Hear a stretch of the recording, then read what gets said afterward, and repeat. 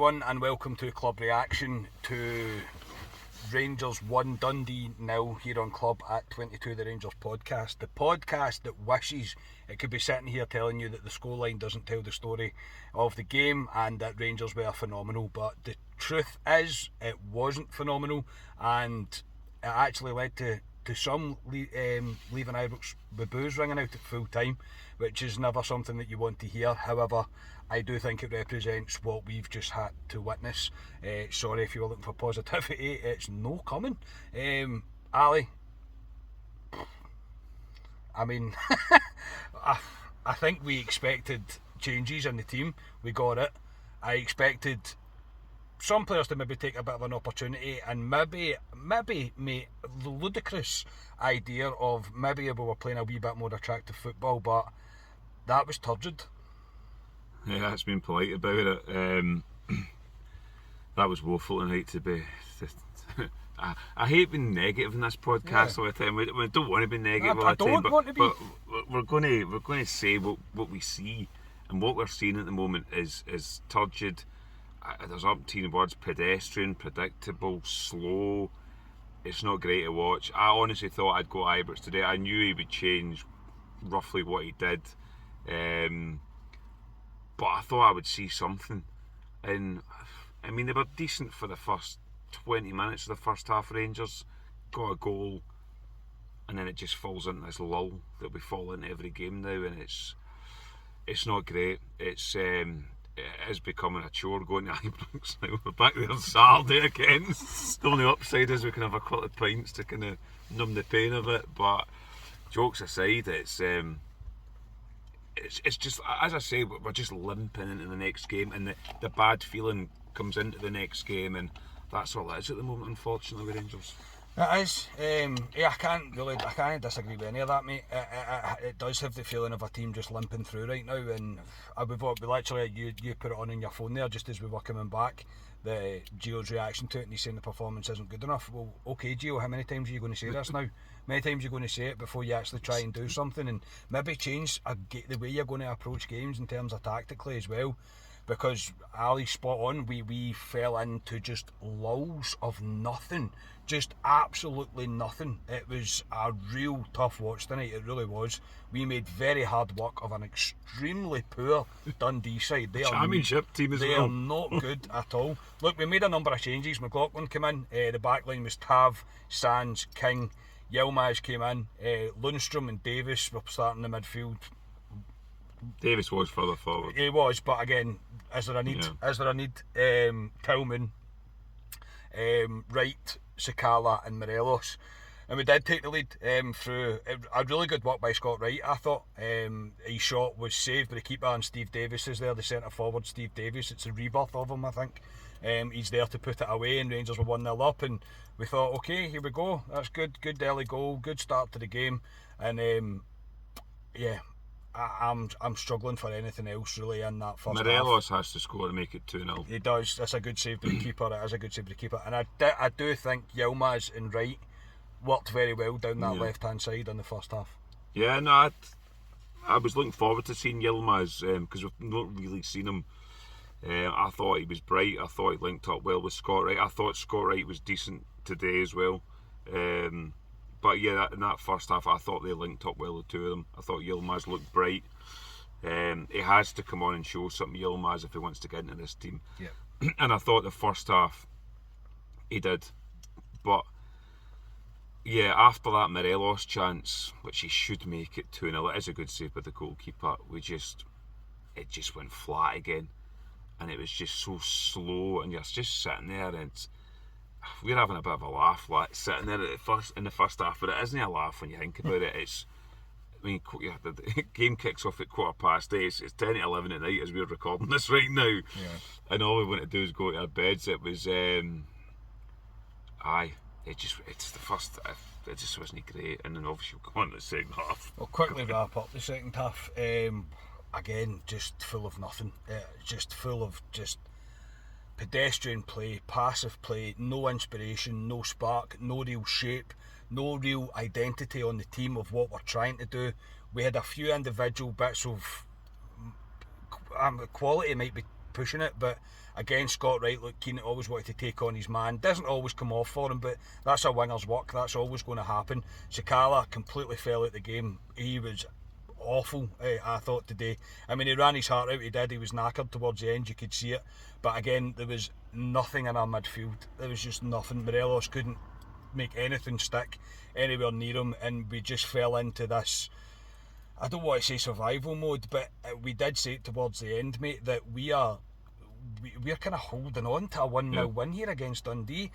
The only positive I'll take out the second half is Kamar Roof doesn't look as far away as I thought we might be. It is against Dundee, I get that, it's early days with him, but he still looked sharp, he still looked very keen, and I thought he was unlucky not to score with good link-up play at the end with Sakala firing a ball across the box, and Kamar Roof just couldn't quite get on the end of it. We did see McCann, nothing really from him at all. To be completely honest, same Scott Arfield. I don't think Arfield touched the ball while he was on the park. And yeah, that does kind of wrap it up. I don't want to go into too much detail of it because there isn't much I don't want to waste your time, to be completely honest. The bit I'm going to speak about now, mate, is I don't know what Lundstrom has to do, mate, to get time off or dropped. Not dropped. Dropped's probably the wrong word because I do think he's pretty critical for us. But he was getting sucked in and turned by Dundee midfielders, mate, just off the pace, completely off the pace, and his passing's off. Passing is off. Again, there's so little to be inspired about with this team right now. Yeah, aye. I mean, the second half wasn't great at all. Scott Wright tried. Sakala is what Sakala is. I've said this. You'll get a bad game in him. He's hit or tonight. miss. He wasn't great. Kamar Roof was a positive. I thought he looked bright when he came on. Kamar Roof, if we can keep him fit, he will be a positive going forward for us because he's another option. But again, Lundstrom, he's every time he gets the ball, it's just we're killing momentum all the time. He slows it down for me too much, Lundstrom, and his passing at the moment is woeful. He just looks off it. To me, I think Ryan says he needs to come out of the team for a bit. I thought tonight would have been the time, and we didn't, and we could have easily. Steve Davis could have done that role today. Yep. Charlie McCann could have slotted in there, and we didn't. It's worrying, and we've got Livingston coming up Saturday. I would give him a rest, Lundstrom, for Saturday, but he won't. No, he won't. 100% he will play Saturday, but Steve Davis could do that role. But he's a guy that's, again, sums up the Rangers team at the moment. It's just, I don't know where he lacks confidence or what, or if he is absolutely shattered, but he's just one of, as I say, many players in this team at the moment that's just going through the motions at the moment, and it's going to bite us in the arse moving forward. We said in the car there, Carney, we can't continue to limp through these games. It will bite us in the arse somewhere. Where it is, I don't know, but when it comes, we all won't be shocked, to be honest. Nah, we won't be shocked. I find that there's just nobody within the team wants to take responsibility. Nobody within the team wants to take a risk. And as soon as there's a wee grumble from the crowd, that's it. Everybody's head seems to drop, and right now we're stuck in this limp home mode. It really is just limp home mode, and I can't disagree. I think it's coming, and unless something drastically changes, it's coming. And we've got to go back and watch Livingston on Saturday, and we all know what Livingston will do, and it's no disrespect to Livingston. They will come, they will fancy their chances of stealing something from us, and based on the last two performances that we've seen, I don't see where the inspiration of the spark's going to come from. It's a bit concerning, that's for sure. So, Ali, can you pick a man of the match from that? The fans are sitting there that long tonight in the cold. Yeah. God, just getting the feelings back in my hands, I think. If I really had to pick somebody, I thought Liam King was good, but I'll give it to Scott Wright for being positive, for trying to make things happen. He's been out in the cold for a wee bit, Scott Wright, and he's put himself kind of in contention, if you want to say, for that right side. It's up for grabs all the time, but I'll give it to Scott Wright. But I'm really struggling to be here to pick players. match sponsors gave it to Steve Davis, and I think Premier Sports gave it to Steve Davis as well. Again, it's no disrespect to Steve Davis, but he's not really the guy that you would expect to be man of the match in a game like this, but he is the guy that got us the goal. But I do think Scott Wright's involvement in the goal was pretty crucial, and I do think, I know it didn't always come off from Scott Wright, but he still looked like he always wanted to take his man on, and sometimes we needed it. Somebody was going to have to try and lift Ibrox, but yeah, not a very convincing performance at all, and I honestly genuinely wish that we could always come in and bring you positive pods. I really do, but right now I'm struggling to see what Gio's trying to do. I really am. He can stand and tell me that the performances need to improve, etc., but do something different then. Don't play the same way that we play all the time, because that's all we're doing, and there's nobody within the team right now that's willing to put their head above the parapet. Aye, not great. Ali, thanks very much. I'll wait your bed, mate. No problem. We need a big performance by Rangers somewhere.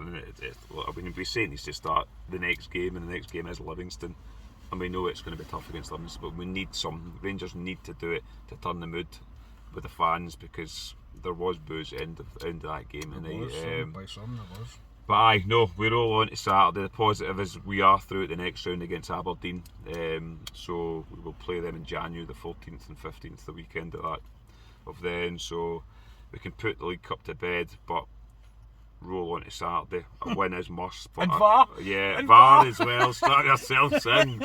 That'll be interesting. Upside is we'll have a few pints in us, so that'll make it a lot easier. But yeah, Saturday 3 o'clock kick off. That's the ones I love. So we roll on to Saturday. It's bad crack though when I'm looking forward to a pint when I'm looking forward to going to Ibrox. And VAR as well. And VAR. Yeah, aye. But tonight is what it is. We are through.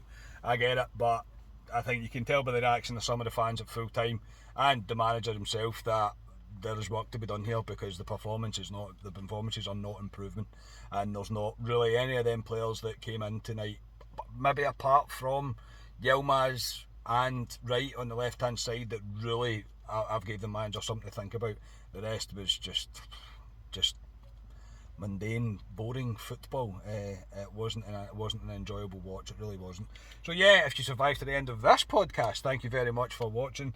Please do like the video, subscribe to the channel. We'll be back on Friday with a club live or a club preview, one of the two. So until then, we are Club at 22, the Rangers podcast. Cheers everybody.